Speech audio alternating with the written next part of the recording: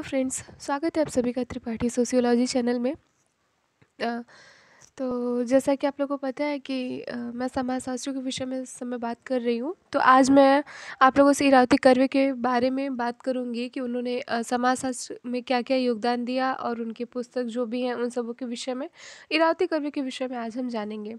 तो सबसे पहले हम ये जानते हैं कि इरावती कर्वे हैं इरावती कर्वे एक समाजशास्त्री, मानवशास्त्री और शिक्षाविद लेखक के विचारक के मतलब लेखक के विचारक के रूप में हैं। भारतीय समाज में इनके क्या-क्या योगदान है उन उसके विषय में हम लोग जानेंगे आज। फिर इनकी प्रमुख पुस्तक कौन-कौन सी चीज़ थी, उसके विषय में हम देखेंगे।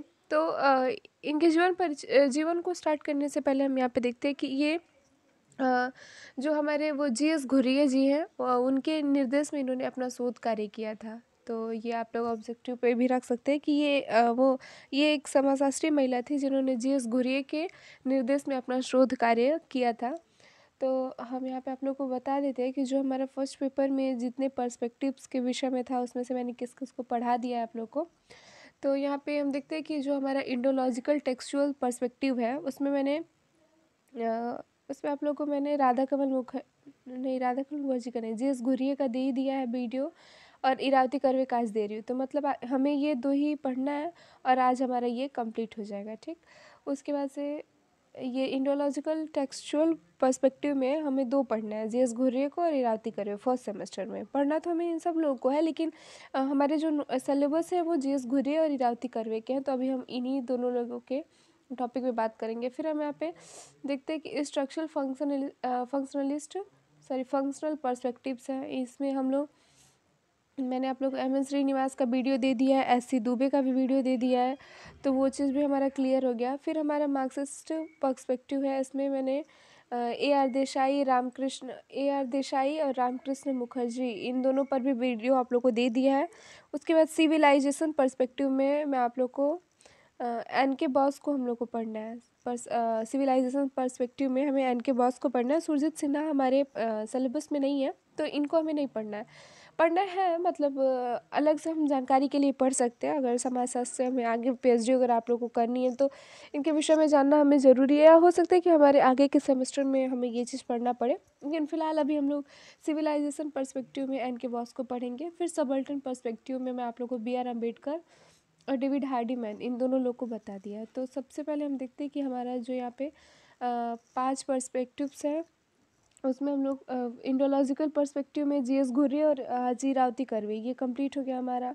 और दूसरा जो है स्ट्रक्चरल फंक्शनल पर्सपेक्टिव, उसमें मैंने आप लोग को एम.एन. श्रीनिवास और एस.सी. दुबे का वीडियो दे ही दिया, तो ये भी कंप्लीट हो गया। मार्क्सिस्ट पर्सपेक्टिव में मैंने ए.आर. देसाई का वीडियो आप लोग को दिया है, जिसमें रामकृष्ण मुखर्जी का वीडियो हमें देना है। तो ये इनकी वीडियो हमें बाकी है, तो उनको मैं दे दूँगी। फिर सिविलाइजेशन में मुझे एन के बॉस को देनी है, तो एक हो गए रामकृष्ण मुखर्जी, दूसरे एन के बॉस, और सबल्टन में मैंने इन दोनों लोग को दे ही दिया है। तो मुझे अभी बस 2 ही लोग के विषय में आप लोगों से बात करनी है, एन के बॉस और रामकृष्ण मुखर्जी। तो उसके बाद से हमारा ये फाउंडेशन सोशियोलॉजिकल थॉट जो हमारा फर्स्ट पेपर है वो कंप्लीट हो जाएगा। सो गाइज़ मेरी वीडियो को प्लीज़ देखते रहिए और उसे लाइक कीजिए, शेयर कीजिए एंड सब्सक्राइब कीजिए। तो आगे हम लोग देखते हैं कि इरावती कर्वे जो है भारतीय समाज की पहली महिला थी जिन्हें साहित्य अकादमी का पुरस्कार मिला था। मतलब समाजशास्त्री महिला थी जिन्हें साहित्य अकादमी का पुरस्कार मिला। और इन्होंने एक बात कही थी कि संघर्ष के मतलब ये ज़्यादातर ये इन्होंने महिलाओं के भी विषय में इन्होंने बहुत सारी बातें की थी। महिलाओं को सशक्त करने के लिए भी, उनके अधिकारों को भी दिलाने के विषय में इन्होंने बात किया। तो उन्होंने कहा कि सिर्फ जो हम महिलाएं जो संघर्ष करेंगे वो सिर्फ समान अधिकार के लिए ही क्यों करें, अधिक अधिकार के लिए क्यों नहीं। ये इनका एक वर्ड है जो आप लोग इसे लिख सकते हैं कि संघर्ष केवल समान अधिकार के लिए ही क्यों किया जाए, अधिक अधिकार के लिए क्यों नहीं। तो सबसे पहले हम इरावती कर्वे की रचनाओं को जानते हैं, आप लोग इसे लिख सकते हैं। ये तो इरावती कर्वे का जन्म वगैरह क्या हुआ था, और जैसा कि आप लोगों को पता है कि मैं अपने सारे वीडियो में ऑब्जेक्टिव क्वेश्चन पहले ही क्लियर कर देती हूँ। मतलब सारी वीडियो में मैं उसका ऑब्जेक्टिव दे देती हूँ, जो भी मैं पढ़ाई रहती हूँ जिसको डिफ़ाइन की रहती हूँ। तो इनका भी इरावती कर्वे का भी मैंने ऑब्जेक्टिव नीचे दे दिया है आप लोग को, अभी वो भी देख लेंगे हम लोग। तो सबसे पहले हम जानते हैं कि इरावती कर्वे का जन्म कहाँ हुआ था, इन्होंने क्या-क्या किया था, इनकी फैमिली कहाँ से थे, और एक एक औरत है ये, तो इनकी शादी कहाँ हुई थी। ये चीज़ तो स्वाभाविक है भई, जहाँ औरत आएगी वहाँ फैमिली, बच्चे और परिवार, ये चीज़ तो आएगा ही आएगा। तो इसके विषय में हम लोग देख लेते हैं। तो यहाँ पे हम लोग देखते हैं कि इरावती कर्वे का जन्म महाराष्ट्र के शिक्षाविद मानवशास्त्री इरावती जो है वो शिक्षाविद, मानवशास्त्री तथा समाजशास्त्री थी। इनका जन्म 1905 दिसंबर में मिंगियान के वर्मा में हुआ था। वर्मा में हुआ था, जो वहाँ पे एक नदी थी वर्मा, जिसके नाम पर जिस नदी के नाम पर इनका भी नाम पड़ गया। तो इनके पिता इंजीनियर थे। 11 अगस्त 1970 को इनका देहावसान हो गया। वो यहाँ पे हम देखते हैं कि उनके शादी, इसके विषय में हम लोग आगे बात करते हैं। यहाँ पे पहले हम लोग शिक्षा और उनके कामकाज के विषय में देख लेते हैं। तो इन्होंने the normal asymmetry of the human skulls and bones of doctorate की उपाधि भी प्राप्त की थी। मानवशास्त्र में उनके शोध के लिए बर्लिन विश्वविद्यालय ने 1930 में उन्हें डीफिल की उपाधि दी थी। कुछ समय बाद इन्होंने लंदन की ओरिएंटल एंड अफ्रीकन स्टडीज़ में आमंत्रित किया गया, जहां पर इन्होंने अपनी पुस्तक किनशिप ऑर्गेनाइजेशन इन इंडिया पुस्तक का पहला प्रारूप उन्होंने वहीं तैयार किया। फिर इरावती कर्वे को एक स्वतंत्र चिंतक के रूप में माना जाता है, और अपने विश्वासों में उन्हें अपने विश्वासों में हर क्षेत्र में दृढ़ देखा गया है। स्वतंत्र रूप से उन्होंने अपना शोध कार्य किया था, और एक प्रतिष्ठित प्रोफेसर, शोधकर्ता और लेखिका के रचनाकार के रूप में उन्होंने अपने व्यक्तित्व को विकसित किया। वे एक बुद्धिमान महिला थी, और 1952 ईस्वी में वे पुणे में पहली महिला थी जो दुपहिया वाहन स्कूटर का उपयोग करती थी। महिलाओं के संबंध में उनके विचार काफ़ी आधुनिक थे। स्त्री मुक्ति के लिए आयोजित एक सभा में उन्होंने कहा था कि संघर्ष केवल समान अधिकारों के लिए क्यों किया जाए, हमें अधिक अधिकारों के लिए मांग करनी चाहिए। द्वितीय विश्व युद्ध के बाद सामाजिक, सांस्कृतिक, मानवशास्त्र स्वतंत्र रूप से विकसित हो गए थे। विश्व में उनके शोध कार्य की कोई बराबरी नहीं थी। MNS 2009 उनके पुत्र आनंद कर्वे के शोध कार्यों पर उनकी जो छाप थी वो स्पष्ट रूप से देखने को मिलती है। तो हम यहाँ पे देख लेते हैं कि उनके ससुर और उनके ससुर, उनके पति और उनके बच्चे, इन लोग के भी समय हम देखते हैं, क्योंकि वो भी उनकी लाइफ का एक पार्ट है जिसे हमें जानना चाहिए। हो सकता है उससे क्वेश्चन पूछे, नहीं भी पूछे तो फिर हमें जानना वो चीज़ ज़रूरी है। तो हम यहाँ पे देख लेते हैं कि महर्षि धोंडो केशव कर्वे की वो पुत्रवधू थी। इनके ससुर का नाम, फादर इन लॉ का नाम इनके महर्षि धोंडो केशव कर्वे था, और उनके हस्बैंड का नाम उनके हस्बैंड का नाम दिनकर था, जो शिक्षाविद में वर्क करते थे और फर्ग्यूस कॉलेज के प्राचार्य भी थे। उनके पुत्र दिनकर आरती नामक एक स्वयं सेवी संस्था चलाते थे, और उनकी छोटी पुत्री गौरा देश पांडे मराठी की सुप्रसिद्ध कथाकार एवं कवि थी। बड़ी पुत्री जया निम्बाकर भी मराठी की प्रसिद्ध कथा एक एवं उपन्यासकार थी। तो इनकी दो पुत्री और एक पुत्र थे। पुत्र इनके संस्था चलाते थे, और इनकी एक पुत्री कवि थी और सुप्रसिद्ध कथाकार, और दूसरी उपन्यासकार। यहाँ पे उन्होंने जो पद्धति शास्त्र परिप्रेक्ष्य दिया था उसके विषय में हम देख लेते हैं। तो कर्वे उस समय की पहली महिला मानवशास्त्री थी जब भारत के विश्वविद्यालय में मानवशास्त्र और समाजशास्त्र विकसित हो रहे थे। ठीक, पुणे विश्वविद्यालय में मानवशास्त्र विषय की स्थापना उनके प्रयत्नों से हुई थी। समाजशास्त्री विवेचनाओं के लिए संस्कृत ग्रंथ और भारत शास्त्र का उपयोग मानवशास्त्री तथा फेमिनोलॉजी संकल लोकगीतों की संकलनकर्ता, भारत शास्त्र का उपयोग मानवशास्त्री तथा फिमोनोलॉजिज्म गीतों की कविताओं की रचना के साथ किया गया था। ये सब उनके व्यक्तित्व का अंग था। यहाँ पर हम देखते हैं कि उन्होंने परिवार, नातेदारी और भारतीय समाज को हिंदू समाज के समानांतर ही माना था। फिर उनकी जो रचनाएं थी उसके विषय में हम यहाँ पे देख लेते हैं।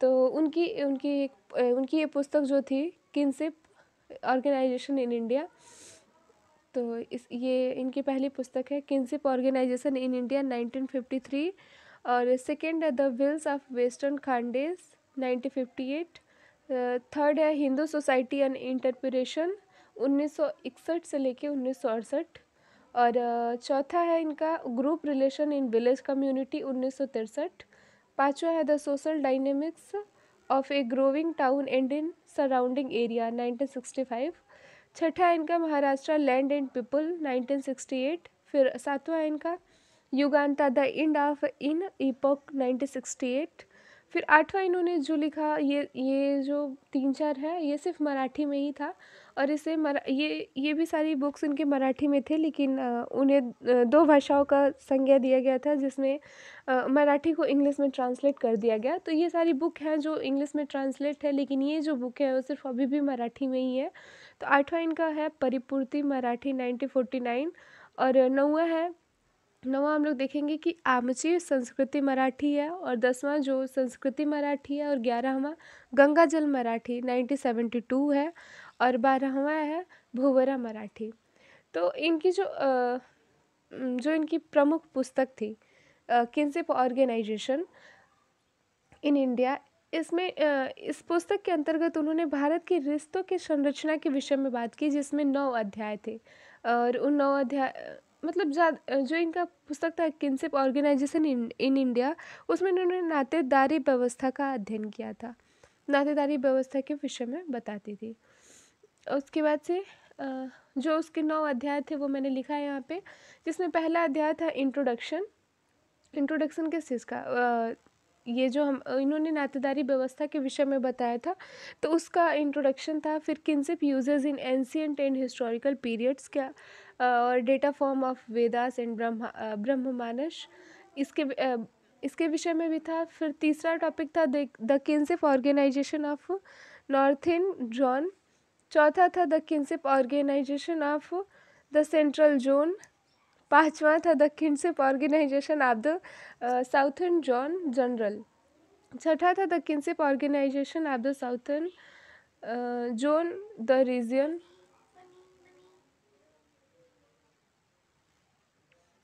फिर सातवां इनका है the kinship organization of the eastern zone, और आठवां है ownership of property succession and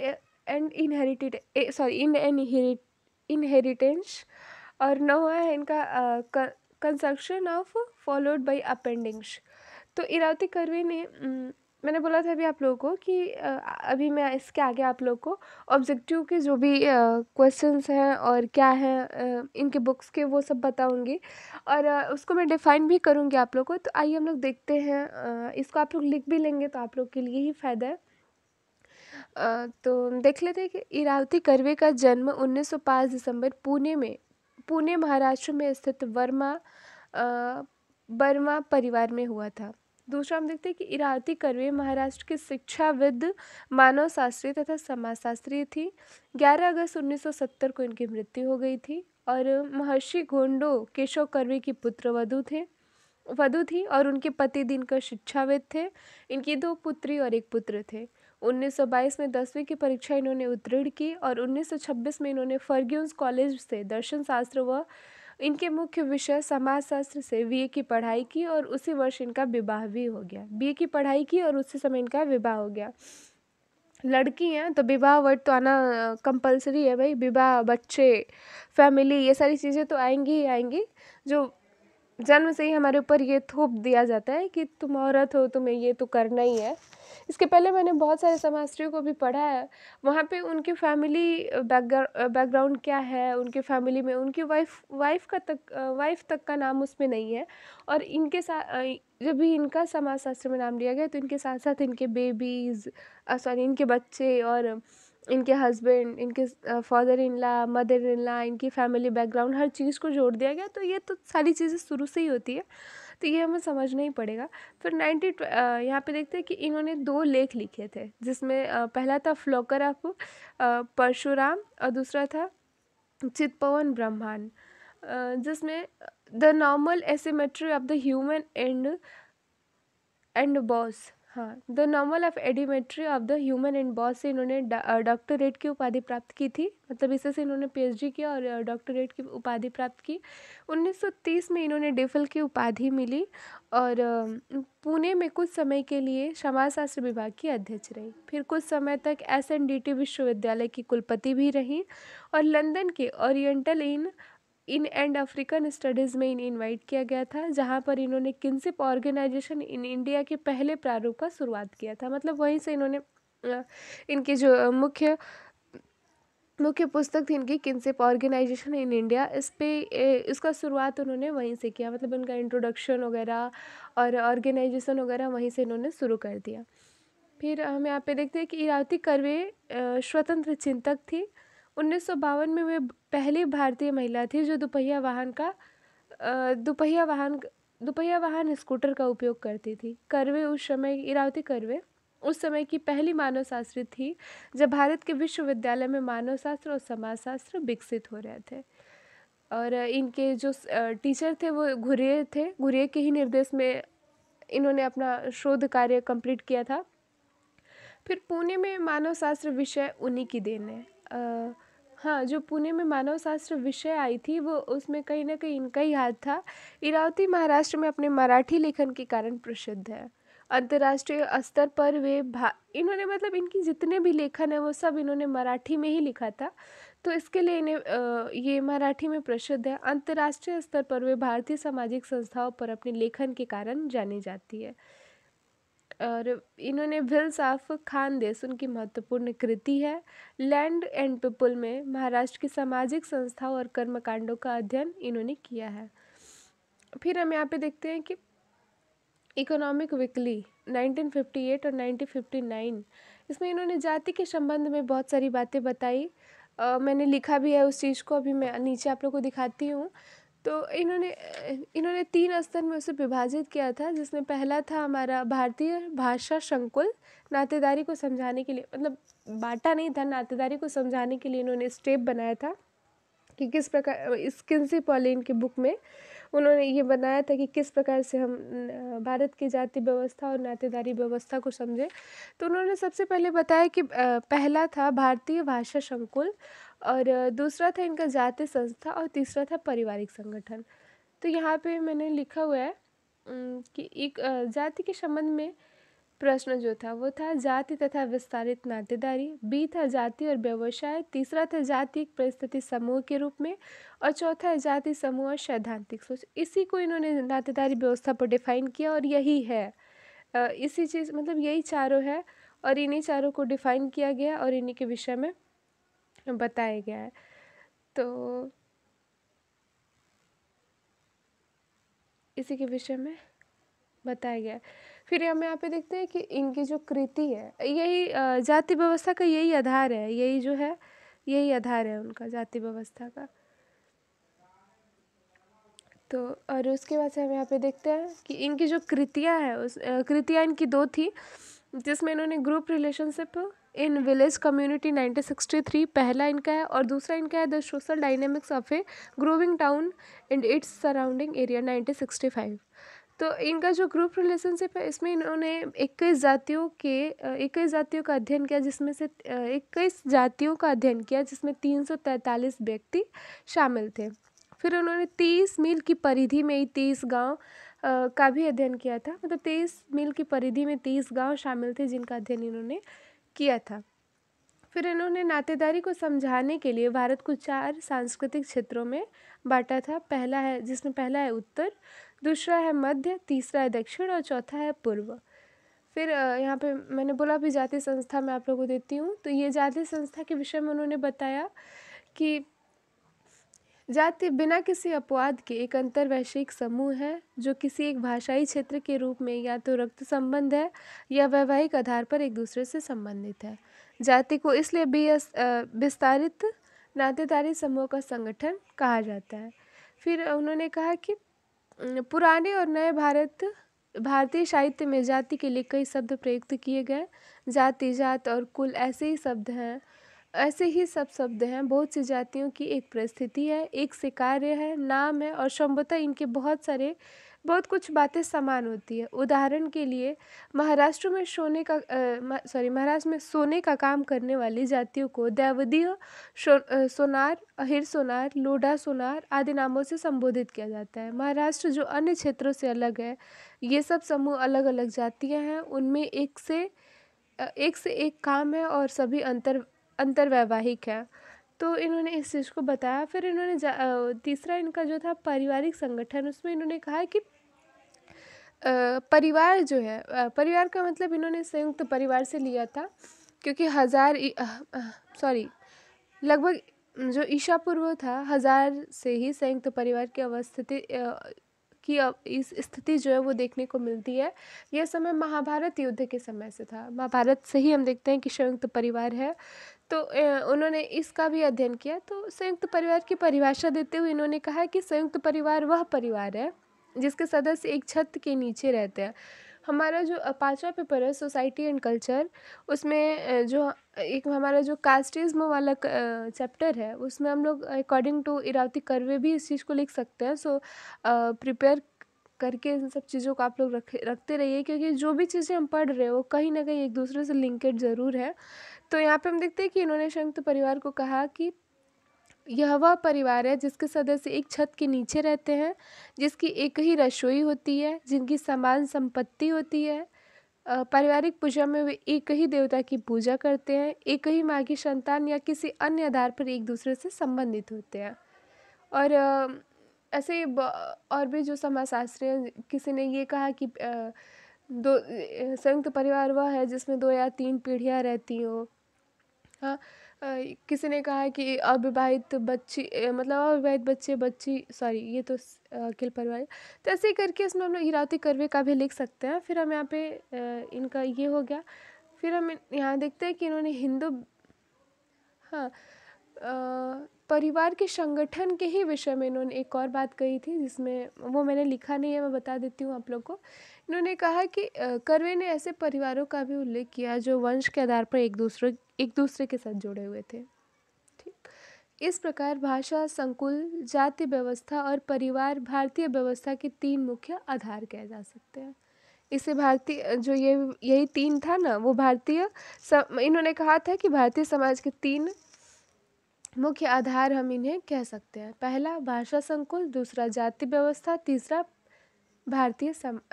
है परिवार।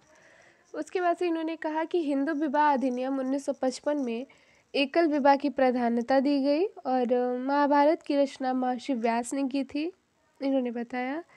और उसके बाद से इन्होंने कहा कि महाभारत के निम्नलिखित पात्रों के चरित्रों का, उनके कार्यों का अध्ययन किया। एक तो इन्होंने अपने रचनाओं को लिखा, फिर उन्होंने द किनशिप के विषय में बताया, फिर औरतों के विषय में महिलाओं के विषय में इन्होंने बताया, उन्हें अधिकार का एक वो सूत्र भी दिया। और उसके बाद से इन्होंने इनके जो अध्ययन है वो महाभारत में स्थित जो भी पात्र हैं उनके चरित्रों और उनके कार्यों का अध्ययन इन्होंने किया था, जिसमें पहले भीष्म के भी विषय में इन्होंने बताया।